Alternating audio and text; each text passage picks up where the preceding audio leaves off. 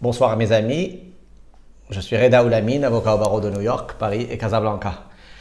Aujourd'hui, je voudrais vous parler d'un sujet qui me tient à cœur aussi personnellement et aussi un petit peu je dirais dans l'intérêt général. Et ce sujet, c'est l'émigration, c'est le fait d'émigrer, c'est le fait de quitter son pays pour aller s'installer ailleurs, soit de façon temporaire ou définitive. Alors, ces dernières années, nous avons constaté que de plus en plus de gens souhaitaient s'installer à l'étranger, en général dans des pays développés, Europe, États-Unis, Asie, pour avoir en toute franchise un avenir meilleur. Un avenir meilleur car malheureusement, même si notre pays a fait beaucoup de progrès depuis 20 ans, il est toujours à mon avis très défaillant en matière de santé, de justice et de santé, de justice et d'éducation nationale. Et donc, tout cela fait que notre beau pays que nous adorons, que nous aimons, que nous chérissons, est devenu une société très difficile à vivre, quasi souvent désagréable. D'où un intérêt grandissant de la population. Et vous savez, ces dernières années, avant c'était une couche très défavorisée de la population marocaine qui voulait émigrer.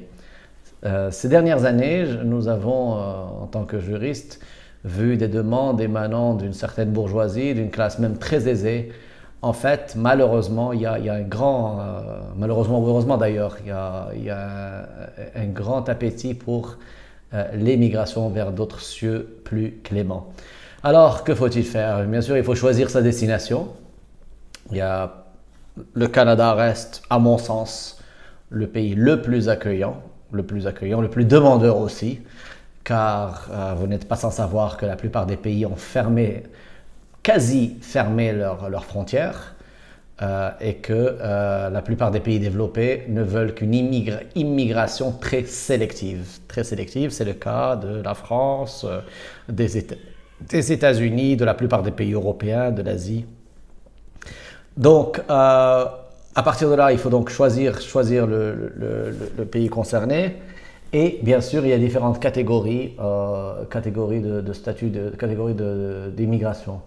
Il y a, je pense que le statut le plus accessible, la voie la plus facile, est à travers l'investissement. Par exemple, aux États-Unis, pour les visas E1 et E2, le Treaty Investor and Treaty Trader, à partir de 2 millions de dirhams, de 100 000 $, on peut avoir un visa d'investisseur aux États-Unis, 500 000 $ pour la green card. En France, là aussi, il y a un statut assez privilégié pour les investisseurs. Et il y a aussi les voies traditionnelles qui sont celles du mariage, des études et que sais-je. La plupart des pays, en ce qui concerne le salariat, la plupart des pays ont une procédure de certification. Qu'est-ce que ça veut dire? Ça veut dire que on peut, contrairement aux idées reçues, on peut être détaché et travailler à l'étranger. On peut être, en tant que Marocain par exemple, être recruté par une société française ou américaine.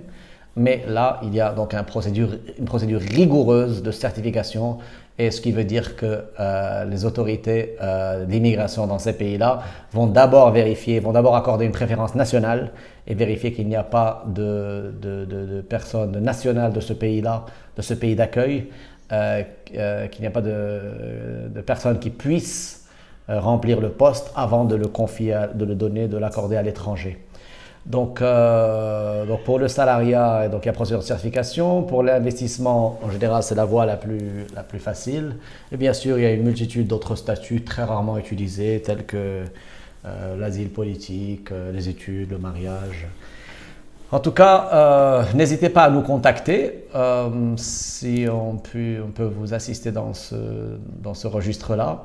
Et à très bientôt. N'oubliez pas de liker nos vidéos et à très bientôt.